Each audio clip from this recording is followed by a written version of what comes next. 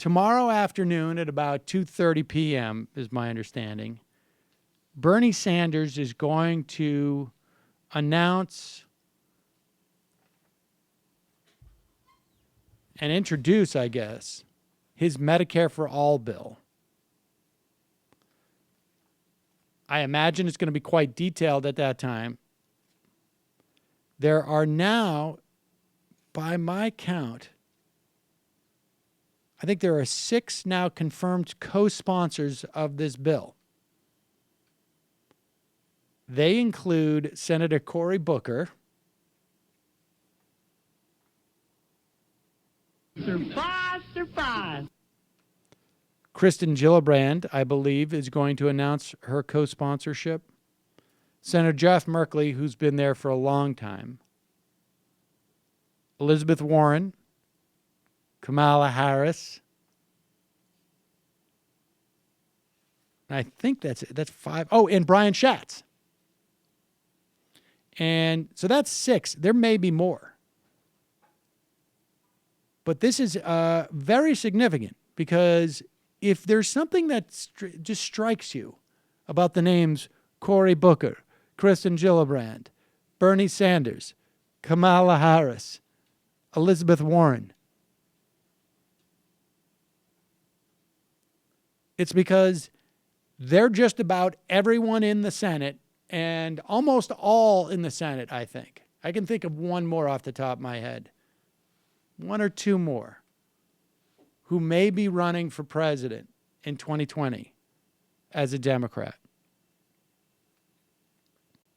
Don't know the details yet of this bill, but it's interesting what's going on here because there are 2 other bills that do not make the mistake of believing that they are necessarily in competition with these other bills. It is the Sanders is going to release the Medicare for All Act of 2017. In the meantime, you've got 2 other bills. One is, like I say, Brian Schatz from Hawaii. He has another bill. Now, he has signed on to co-sponsor Sanders' bill, and I think Sanders is actually going to co-sponsor his bill as well. So the idea is they're going to what they're doing, it seems to me, is they're defining the parameters of the debate.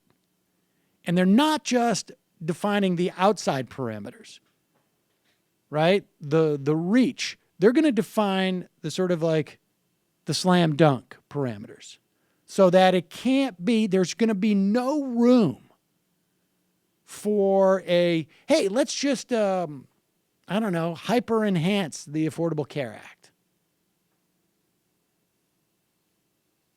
There's both, I don't even want to say idealism. There's both aspiration here and pragmatism across the board. So Schatz's bill would open up, or would basically give states, I guess, the option of opening up their Medicaid programs to anyone who wants to buy into Medicaid. That's, I guess, to people who are uninsured. It would maintain Medicaid for low-income Americans. But if you are too high income to qualify to pay a premium to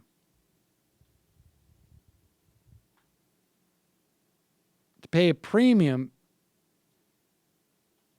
in the exchanges, right, where you don't get a subsidy, you can join the program.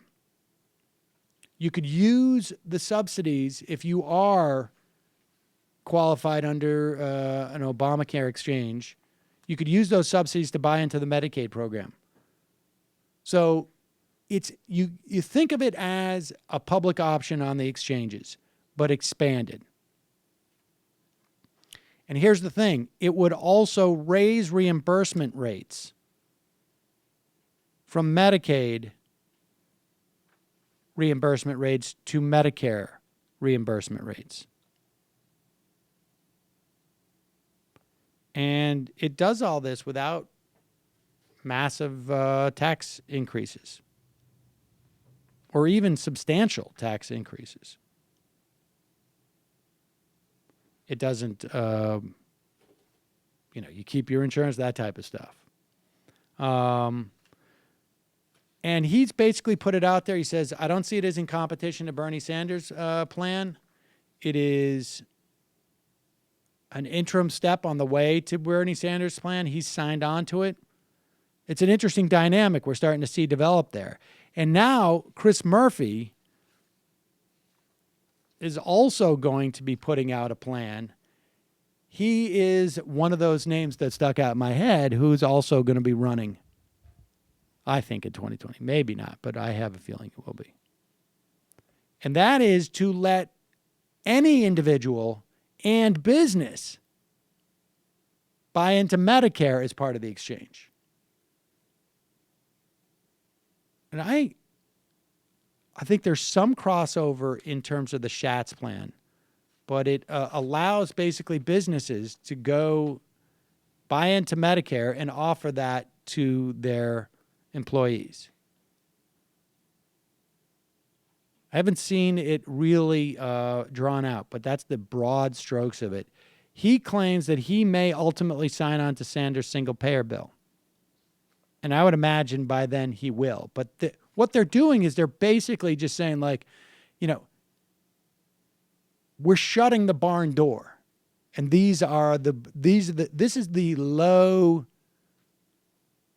lowest bar we're going to allow if you're going to be in this conversation.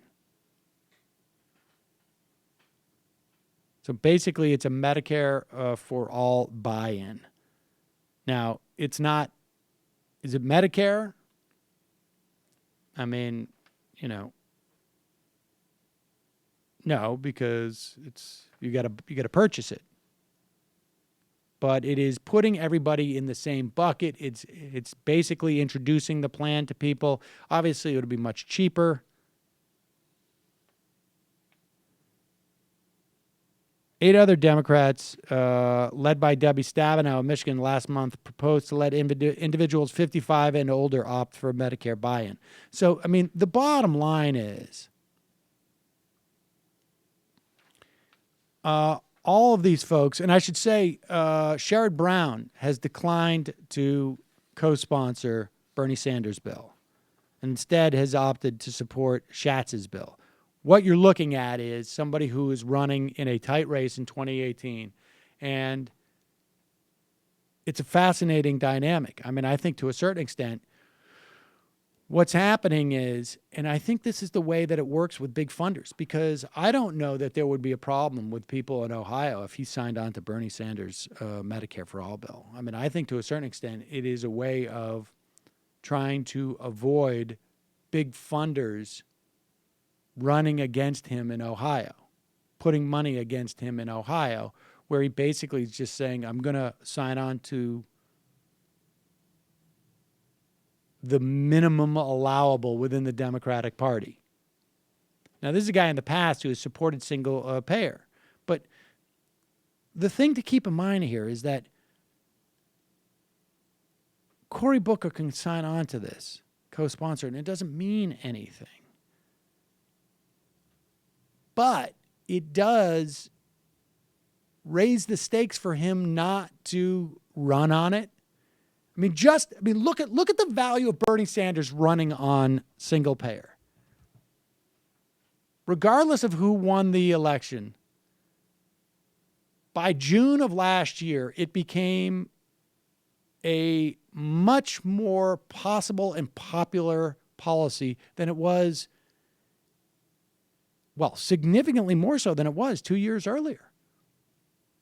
Max Baucus, the guy who was the biggest roadblock, probably, to things like the public option,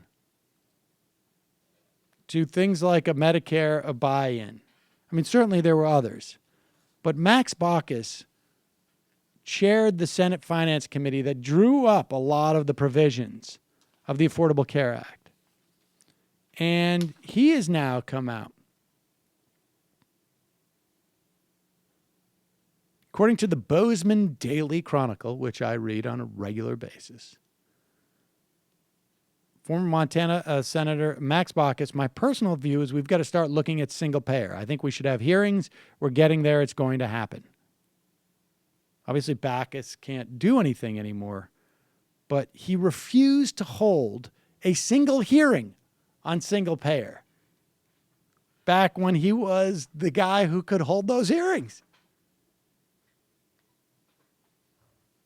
It's pretty crazy how far we have moved. And I don't think that's just a function. I think that's a function of what was happening during the Obama years. I think it's a function of what Bernie Sanders meant. Do I think Trump has contributed to it? Perhaps. But the idea that this many Democratic senators perceive this as a winning position to take, even if it's just preening, even if it's just lip service, the idea that they can't afford not to pay lip service to it is a positive. Because look, nothing's going to happen now anyways. Nothing's going to happen until the Democrats take control of the House and the Senate. And then nothing's going to happen anyways. But if they're going to run on this, if they're going to be, Schatz says he doesn't think single payer should be a litmus test because he doesn't think we can get there right away, and that's why he's offering this other bill. But, the proof is in not just the pudding, but also sort of like the smell of the pudding as it starts to cook pudding. Maybe not so much of pudding, but like a flan. It's in the flan. You cook a flan. My point is you smell it cooking. You get a good sense of whether or not what's cooking is good. So I don't know. This is very encouraging. We'll know more about this bill tomorrow. But the idea that you can't be taken seriously as a Democratic nominee in 2020 unless you are actively promoting single payer is a very encouraging idea. It's certainly not even remotely close to anything that I've experienced in my lifetime. Hi, folks. Sam Seder here. We still need your help on our Patreon page. YouTube ads have come back, but not nearly as much as we had before. So if you can help us out, any little bit helps. Head over to our Patreon page right at this URL, and you'll help us keep helping you by making videos